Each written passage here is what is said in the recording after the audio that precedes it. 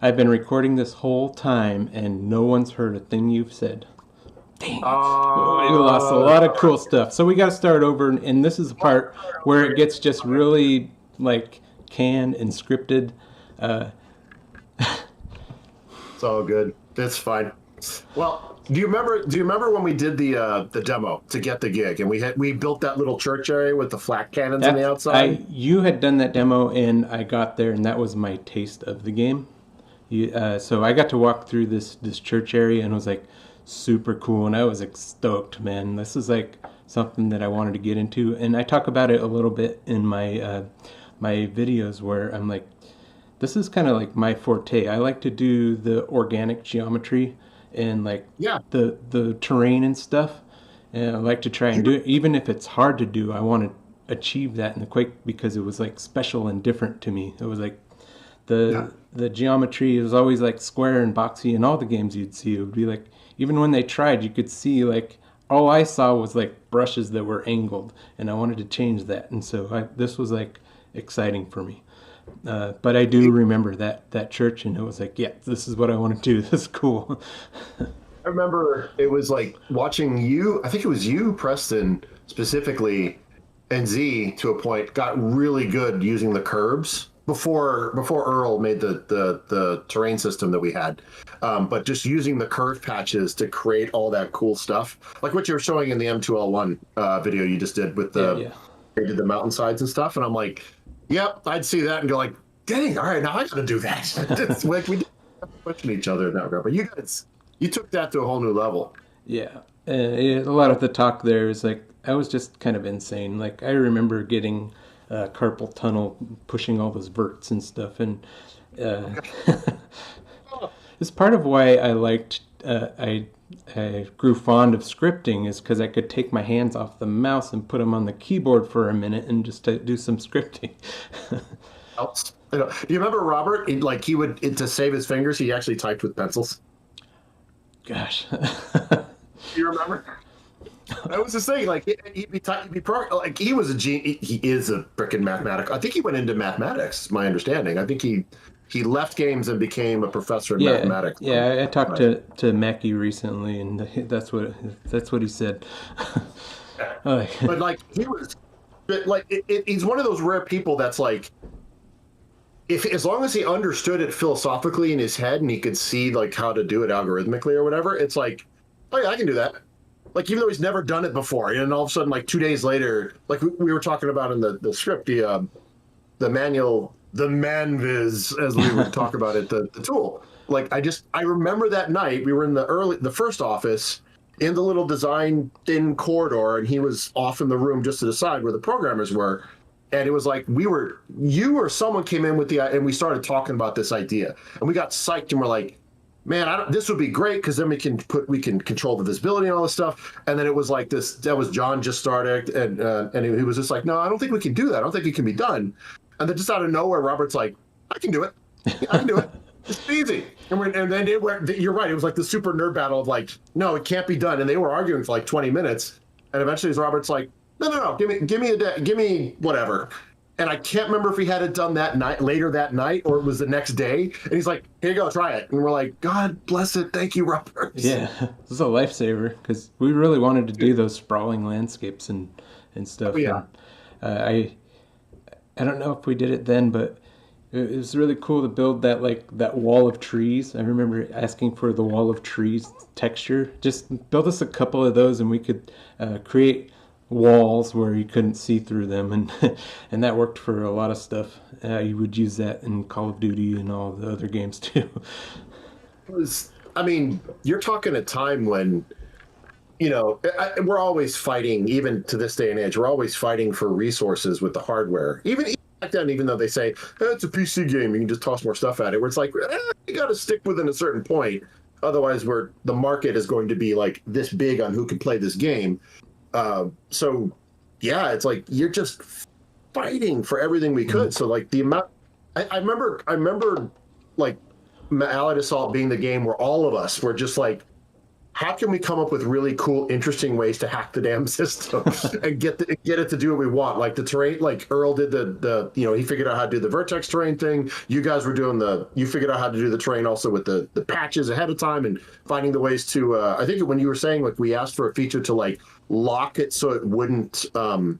Yeah, We could lock you it. didn't want to see everything smooth all the time. You just wanted what we really wanted was a mesh, and we kind of added to the terrain system. Or when we had to redo it in Call of Duty, we added actual patches where the vert was on the vert. We weren't controlling it with Bezier patches. We just like made the vert, and so like that was awesome feature in Call of Duty. It was like, yeah, we got meshes, but they were still like on a square patch, right? So you could make a triangle shape by snapping the verts together, but it was still a patch as far as the system knew. So, but it was really cool. Yeah. I totally forgot now that you said that. Yeah, it was you had to control the influencer node, which then would mesh the mesh, and they weren't 1-to-1. So you're kind of like, oh, come on, snap. And you're just trying to get that vert to line up with another vert. Yeah, and for terrain pieces, it didn't. If you had one that was like a big piece that was farther away and the level of detail was different, you'd see that little sliver. It never connected. Yep. Yep. That's always, oh man, there were so many fun ways. I remember because watching what you guys did when I went on to go to Ritual and worked on Elite Force 2, and we had to do the Enterprise curved hallway stuff. Like the knowledge I had from that and how you guys expanded was what I was able to use. Like, oh, if we just make the hallways out of patches, even if they're like it's just a patch, it's just 4 verts. Mm-hmm. I can make a bunch of 4 vert patches and put them up angled, which BSP did not like at all. Right, like trying to get like an angle upon a rotated angle was like, no. The BSP is like, I refuse. You'll be ejected. Like you were saying, it's like the thing with that got lost earlier. When you got asked about the collision and it went woo, Yeah. and you get those little weird. Yeah, That's like for the viewers who are not caught up because I forgot to turn on the audio. It was I was talking about I did an interview where the guy asked me about a collision issue where the tank shot into the sky, and that's what we're talking about. yes. We also have to review the hacky sack incident, man. We talked about that, and it was awesome. Now we're like sloppy seconds on it, but Benson brought to my memory I took everybody out to play hacky sack in the backyard of the office. You taught us. You were quite. I don't know what you call it, the sack master. I don't know what the actual. I don't know what the terminology was for who's. It's not 2000. You can't talk like that anymore. If you have that level of mind, that's not on me. So get your head out of the gutter, Benson. You were like bouncing it, catching it, putting the leg behind the other, catching it behind on the foot and stuff. And then, yeah, you mentioned most likely me at some point because I always ended up booting the dumb thing and when the ball ended up that what's it called? The actual thing? Hacky sack. The sack. You can call it the sack. It's okay. Okay. I thought it had a special name like the Quiz-Arts. I don't know, or something like that. But yeah, that always ended up in the bushes where the poison oak was. Yeah. Sorry. Yeah. Yeah. And then talking about like the Dale Dye camp, which was awesome that we all did together. That was a lot of fun. Yeah, yeah. It's it's cool to do this because a lot of that stuff I'm just like I didn't remember all those things until you bring it up. Yeah, that was the thing. And I remember some of it. I think I'm remembering it right, but obviously once you interview other people from the old crew, if they come in and be like, I think it was this way, it was it's different. like, Yeah. Correction. We'll see. Well, Adam brought to me that we also were like trying to get on a 007 project while we were trying to do Allied Assault. And it was like a super annoying part of the early development of that is that we had to like, I don't know if it was a funding thing or what. I always just assumed it was because we needed more money to support this thing. Maybe it was Probably. maybe we underbid on Medal of Honor or something. So let's bring in valueware and all these other things. Uh, I think the mindset was grow the company, and it was just hard. Yeah. I mean, it's Tom had ambitions like everybody else where he wanted to see this thing grow and become, I think he wanted to be a multi-team studio and all that stuff. And but oh god, the Bond license. Yeah, that was, in fact, I think I still have one of the reference books we bought. Because I remember we bought like a couple of books with like the gadgets of James Bond at the time. Like we just picked up some stuff from like Barnes and Noble or whatever and started checking out the movies again and stuff. But um, having to have some experience in that when I went to EA, that EALA, the studio that did GoldenEye 2 or whatever it was out of there, and I got to hear.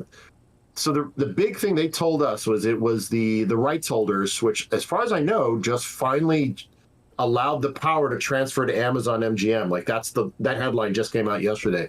But for the longest time, it was the Broccolis, and I forgot the other person that was mentioned, that they had full executive say.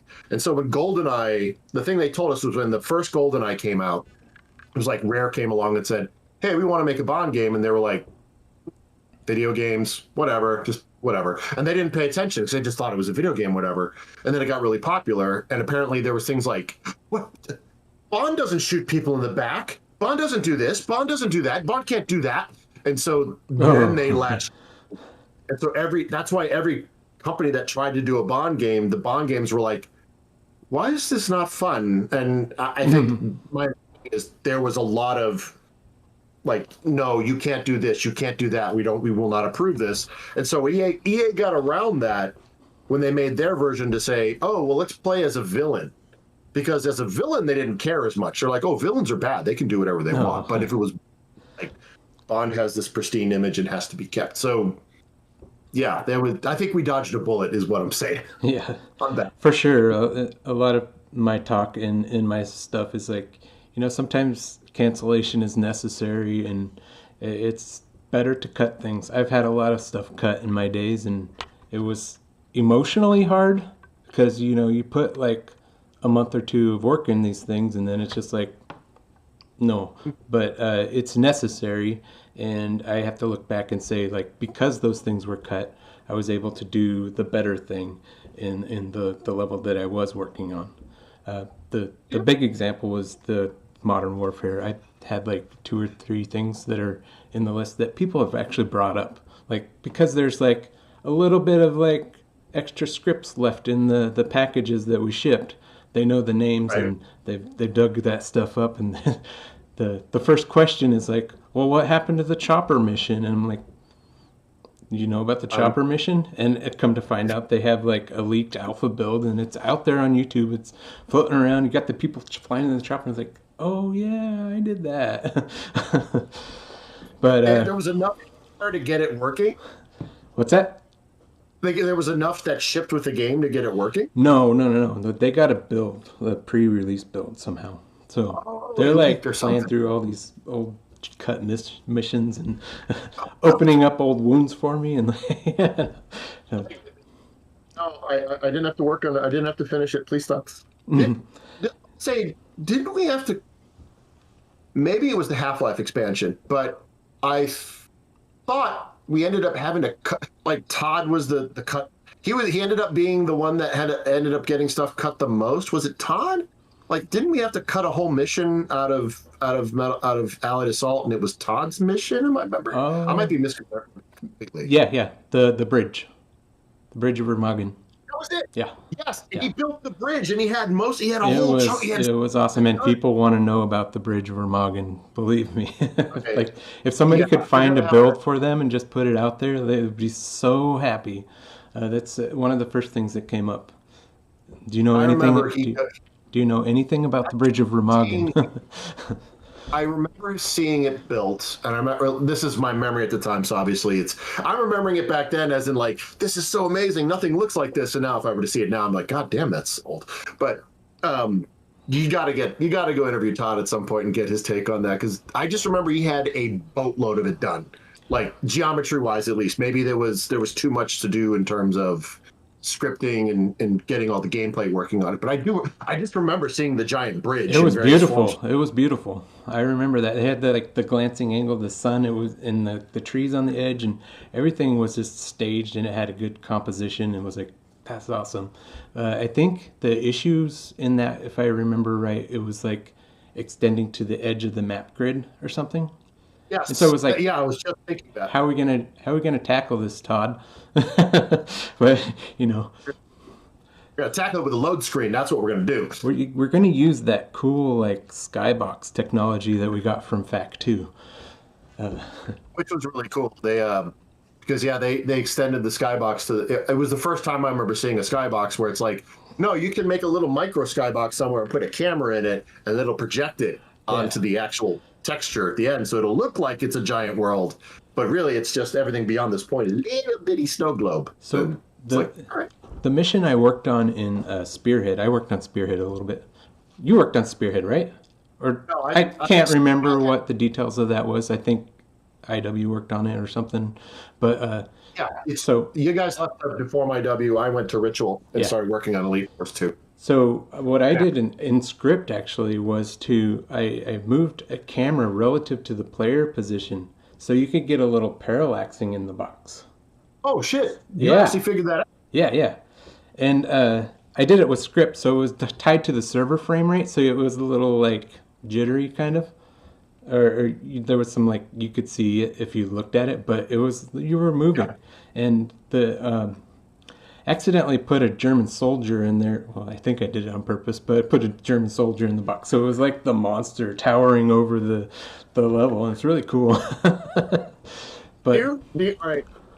Do you remember what was it we did? Adam was working on the lighthouse level back in Assault, and he was making the truck come down the road when you were up in there. And for some reason, it started making all these explosion sounds. So it made it look like it was this janky ass truck coming up the road with these explosion sounds.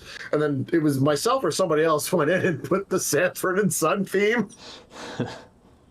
over the truck pod. And you just, yeah, like, there's hysterical. And like I remember Vince coming in and be like, "Take that shit out! It's gonna ship by accident. We're gonna get sued." yeah. I remember the bush, the living bush. Remind me. I have So that's drawing a the tiki something. system was awesome. Could do anything you threw at it, and it never failed. There was no assertion. There was it handled everything. So Ever. what you would do to copy a model is just copy a tiki file into another one, and just replace the model reference. And one of the artists copied the bush from an AI, replaced the model reference, and it became an AI, and it actually fully worked, and it could shoot and everything. Didn't Yeah, It it was was like Robert it would Turner. just like turn, shoot, and it was like in a scene that was like full of shrubbery, and it had that wall Yeah. of trees behind it that I talked about here. But Was that the mansion level, the manor? Like there was that manor you had to go sneak into. yep, it was that one, and I think was that one? Mackie Okay. was on there, and he got to debug it, and I just remember him shouting out, "From where? From where?" And he's like, "I can't figure this thing out." And I think it was kind of it stuck in our heads as a lesson. Like from then on, if we would put assertions throughout the code in games to like it better have a flash tag on the weapon to show the flash. Just the flash alone would create an assertion that there's no flash tag. We can't do this. Game crash. You figure it out. But the tiki was very forgiving, and you'd have this bush Yeah. that was shooting you, and we had to go figure it out. Because I was doing the stealth part in the intro to that. I was putting it in. I remember scripting that part and getting it. I think I ran into it, and I was the same way. I'm like, I don't understand this. But I was not the one that was debugging it. Yeah, it was Matt. I don't remember fully, but I think I spotted it. I spotted it. I was like, dude, that bush just like winked at you. Go shoot it and see what happens.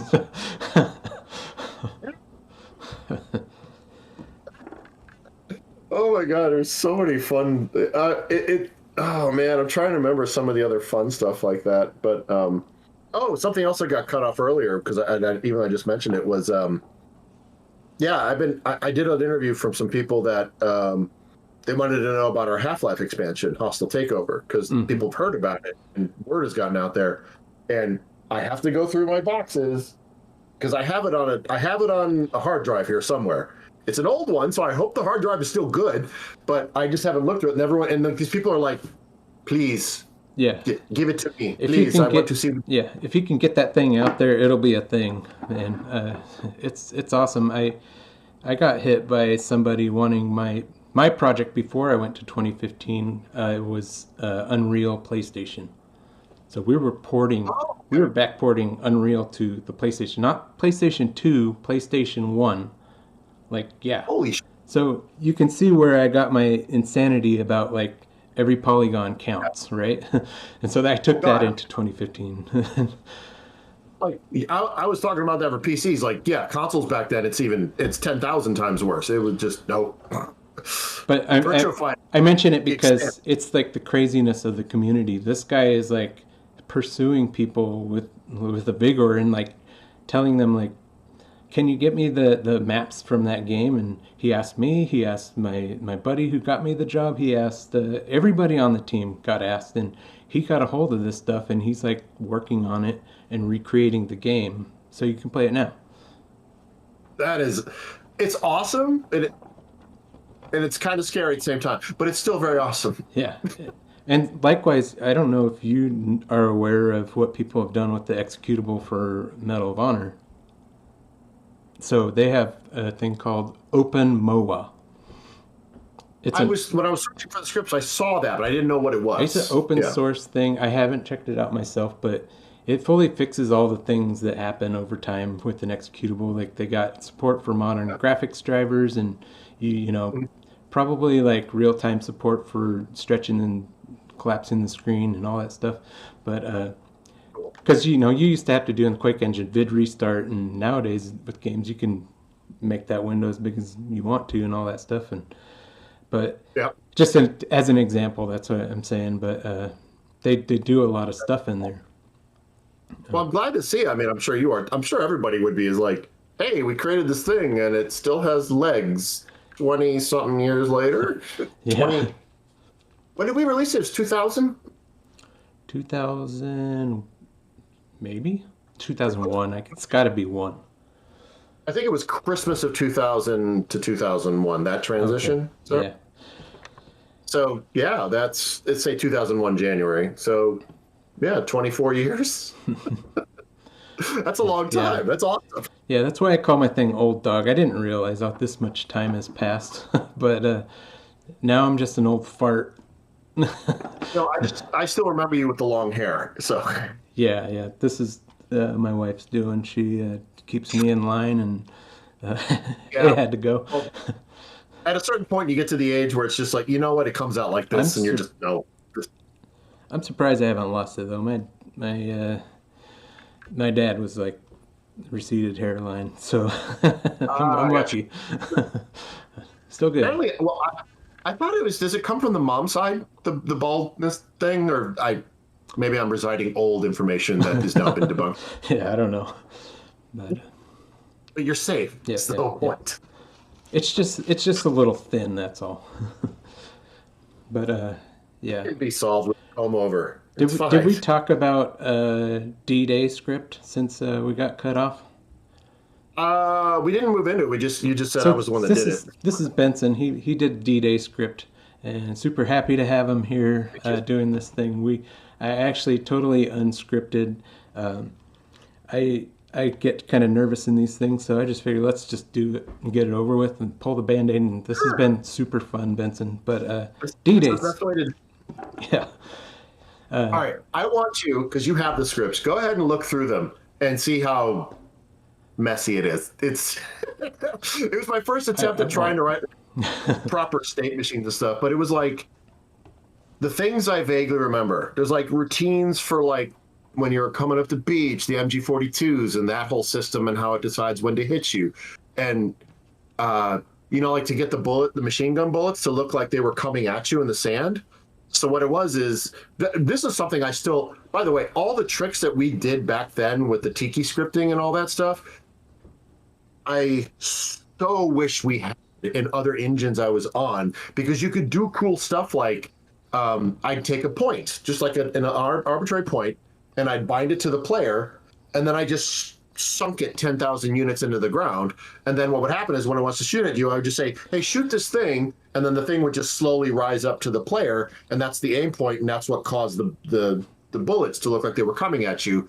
And and then there was like this check of like, hey, you're out of cover for more than whatever time was set. So it's like, okay, make some announcement and start making the bullets come towards you. Yeah, I remember some intense stuff happening in that script, and if I remember right, there was like E3 variation of D-Day, and then it was after E3, and we have to actually stick the player in there, and the whole thing had to be rewritten, right? It was, well, we had to keep the same moment. Yeah, it was hard coded for E3, and then we had to keep it in there. It's the most complicated part is what I call the runners. So like all the people that spawn behind you and just run up and die. Yeah. Right. So like there's all these, and then actually that's not really that complicated. I'm sorry. The complicated part is the ones that stay alive, because we wanted it to be like, okay, remember there was like little cutscenes that Matt and Boone worked on animation wise of like someone reviving somebody or someone getting screamed at, like super cool stuff. It's like, I gotta clear this thing. You gotta leave. All that kind of stuff. So there were 3 lanes that go up with like, it was like, imagine a grid. So like a 3x3. I think it was 3. It might be a 2x3. But so depending on where you went, there was in the center of the grid, there was one of those cutscenes in these locations, and it remembered, okay, you triggered this one, but it had the ability, so it would knock that row out of, so you couldn't trigger the other 2 in that row. But now you had all 3 open, because you could go up one side, you could go like that, you go this, you could do this, so it had to support. We wanted to show you something cool, no matter at these progressive increments. Yeah, and be dynamic about it. You want it to always be there with the player where he's at. Yeah, so there was a lot of like setting it up and knowing which way you went, and then removing it if you went. Once one was picked, the other 2 got removed. Like all this stuff, and then when it gets to the middle where you have to get into the crater, it was a funnel to be like, okay, there's no cover, get into the crater because all the artillery shells are coming. And if you look up, and I can't believe it never got flagged as a bug, or maybe it did finally in the end, and we said, no, this is fine. I was out of AI. Like I remember we only had so many things that we could do. So we created the lightweight runners and all that kind of stuff so we could have all this periphery stuff. And what happens is you run into the trench, it deletes all the AI behind you, and all the new AI literally spawn right in front of you, crouched, and then they get up and start running. And you can see them just all pop in, because like I had no way to hide it. I was like, I got to do a transition here, so I'll force you into this crater and hope that your camera's going to be looking down, or you're going to be focused on whatever the little scene was there, and then we'll run up and then do the shingle and all that kind of stuff. And also credit to Mackie helped fix a few bugs at the end, because it was 99% complete, but then I had left for Ritual before the game fully shipped, and then he did a little bit of bug fixing, and then it was Fukuda that did all the he did all the beach geometry. That was his baby. And then I can't remember if it was Adam or Mackie that did the geometry on the bunkers.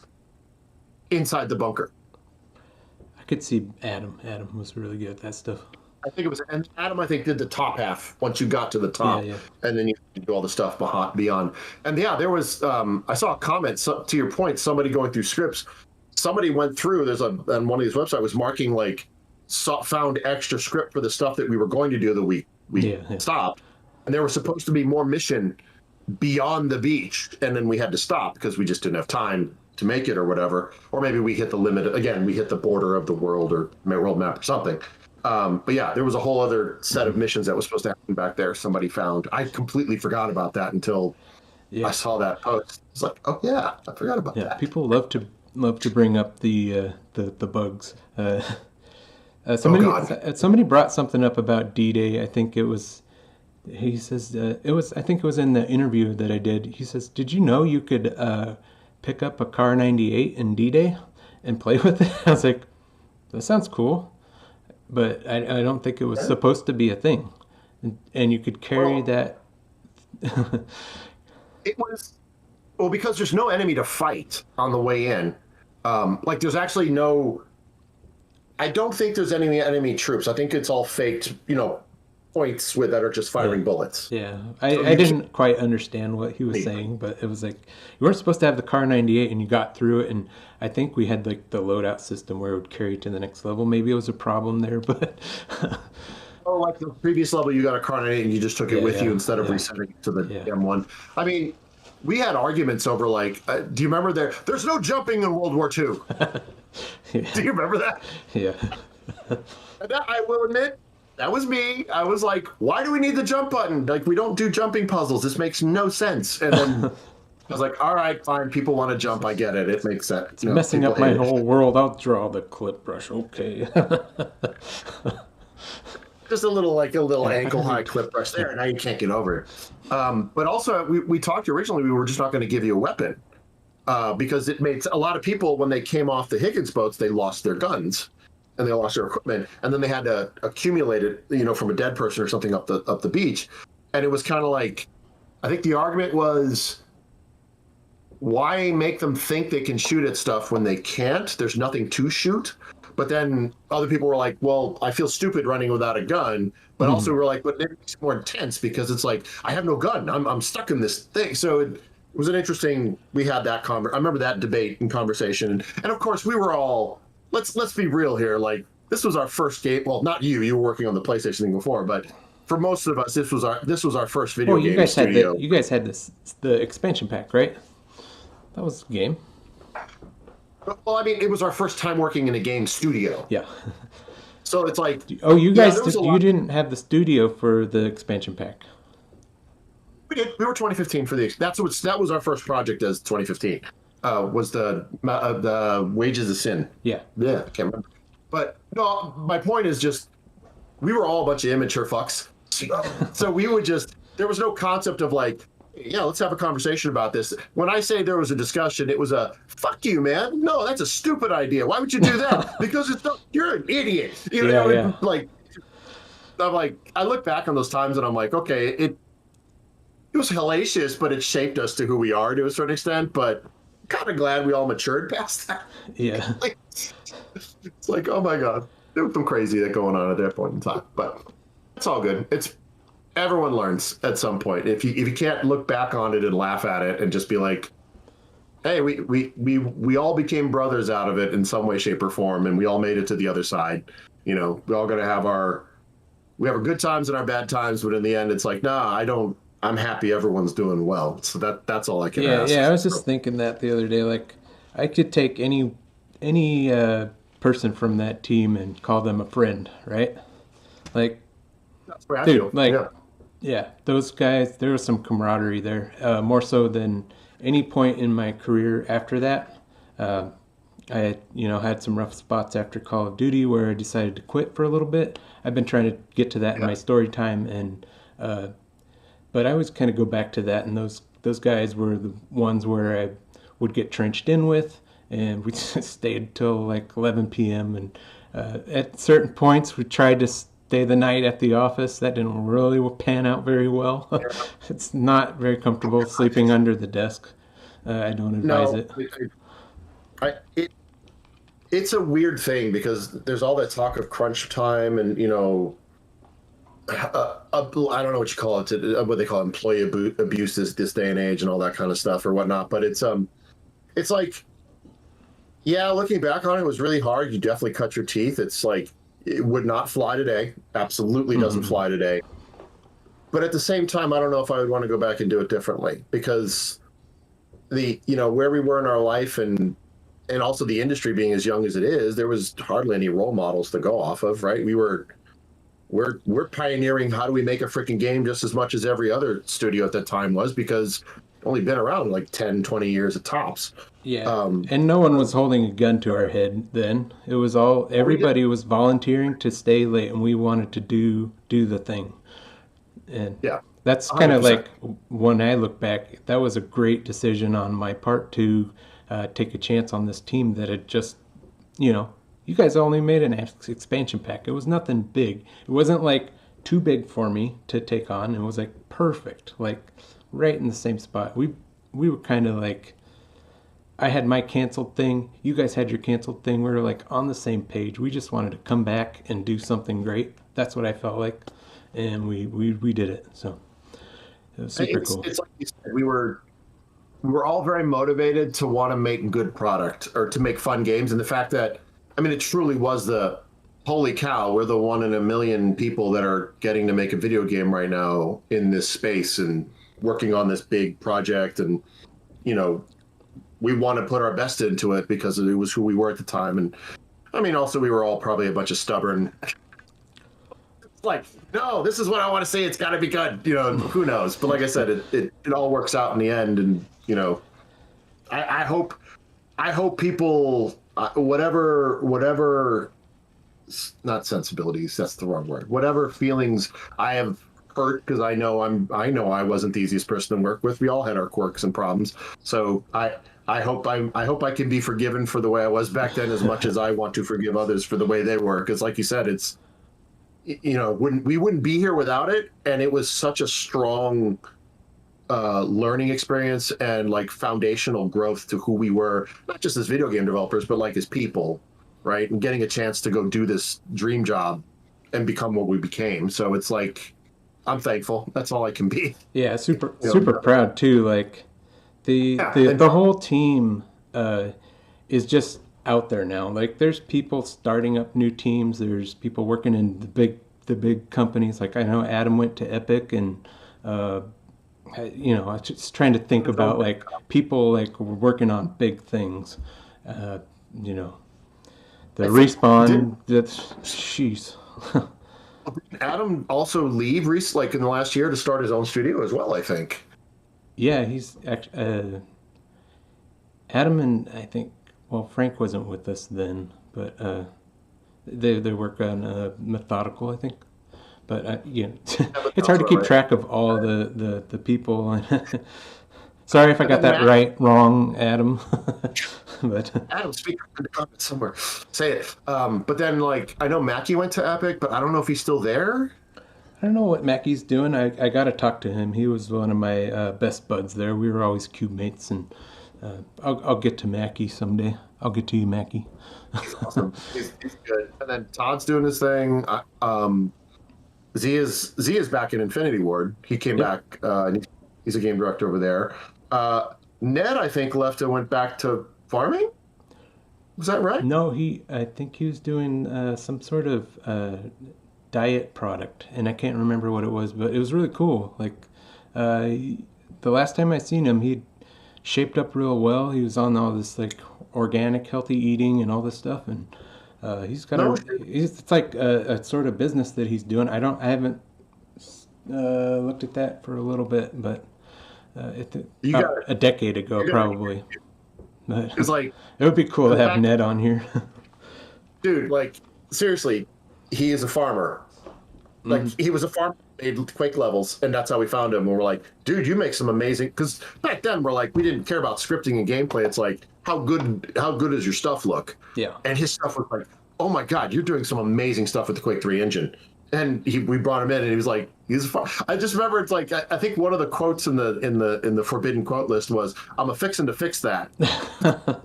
Yeah, it was. I'd say it was like a motley crew. We had like farmer, a mortician, you know, That's right. people from Australia. We had a guy from, you know, like me from up north, and Carolina, Georgia. You know, like all these people were from everywhere, and And then Earl, like the guy, like one of was the from down the like street. yeah, he literally just he walked into the office one day and was like, "Hey, I heard there was a video game studio here in Tulsa, and I just wanted to see if I could get a job."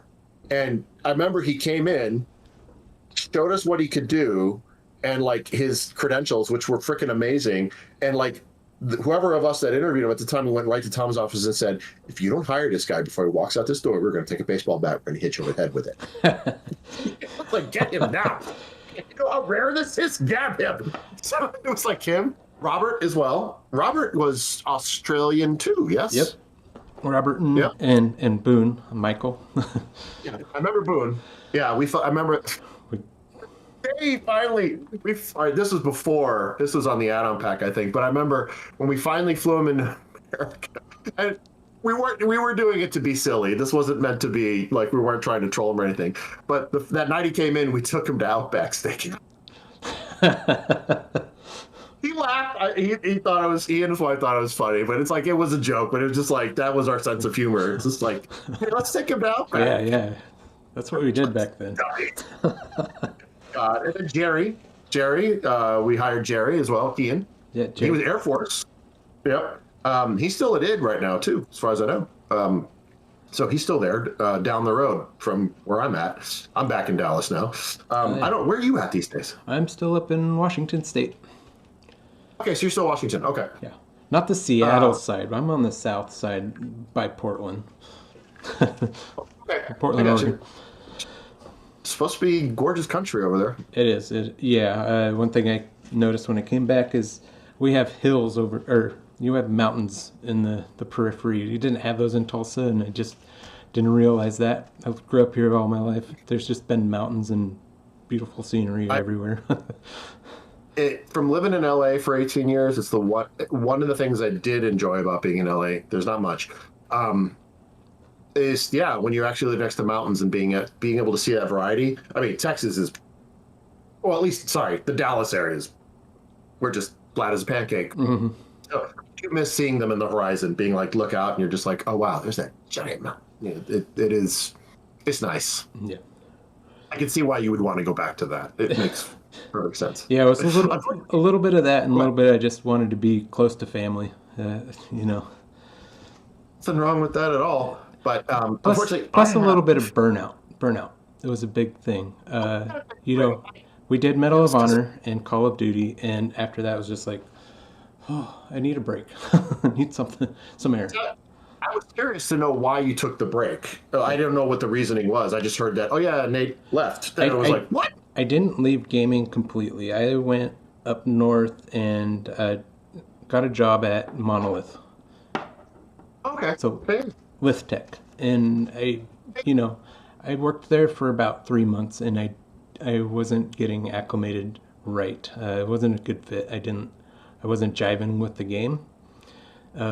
Being a frame rate buff, they were doing some cool like Doom 3 like dynamic lighting. Fear.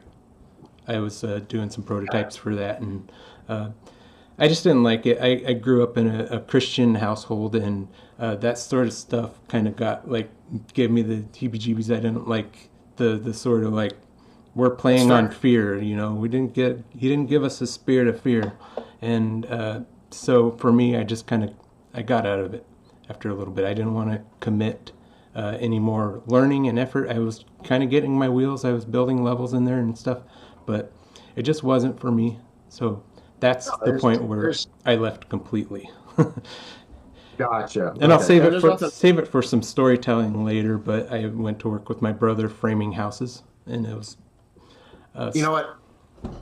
One of the best experiences I had as a teenager was the band I was in at the time, and just coming out of high school.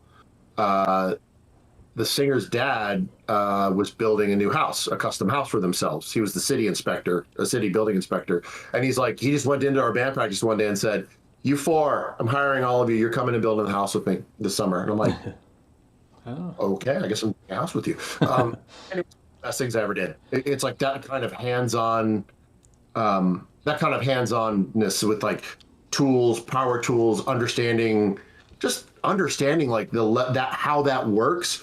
It's played into like just level design. It's played into how we build to some extent because of like measurements and understanding like dimensions and why a window goes where it goes and all that stuff and how a building is made. Mm-hmm. But also just for life. It's like, now that you own a house, it's like well, I can go fix a bunch of crap in this house without having to pay someone $1,000 to do it. And like, No, no, I can't do that quite. I didn't work with him that long, but I could put together a wall and put it up and stick it together. So it's something. nail guns. Like, Yeah, the part of the story that I like to tell is it was a very cold day on a windy hill. The wind was so cold that you couldn't hit the nail gun into the stud without the stud just splitting. It would split. It was oh frozen. no. So we'd have to kind of wait and figure out other stuff to do. Use a hammer instead of the nail gun for a little bit. That would not split the wood, and your hands are just like frozen cold. You hit it with the hammer, it's like, oh my god! And it was one of those days when Vince calls me and says, "Hey, you up for doing some contract work for Call of Duty?" Like, it didn't have to think very long. He hit me right at a vulnerable moment. I was hating the job right then, but it's really good for the soul. And if I had to, that would be awesome to do some manual labor again. But yeah, that was what drew me back in. Dude, I will say now is a good time if you ever want to mess around with that, like woodworking. I got into woodworking because it's like I wanted to build cabinets and stuff for the house. It's like YouTube, there's so much of it out there. It's just like there's something about like, especially you being specifically on the level design side, and I mean scripting to a point too.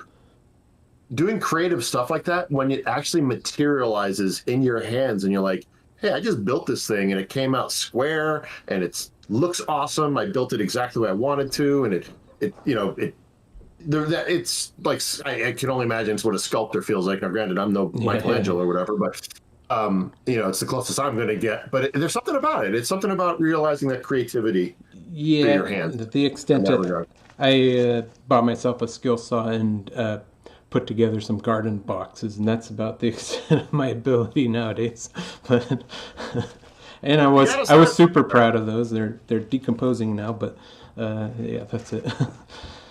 It only lasts so long. It's fine. Just means you got to make it again. But unfortunately, my kid is about to be home, and we have the father-daughter dance to go to. But I would love to do this again. So super cool to catch up with you, Benson. Yeah, I was trying to find a break point because we're at like an hour and 20 minutes now. I'm going to probably cut off that first 30 minutes that we lost. So, unfortunately. I know people have a short attention span, so this is great.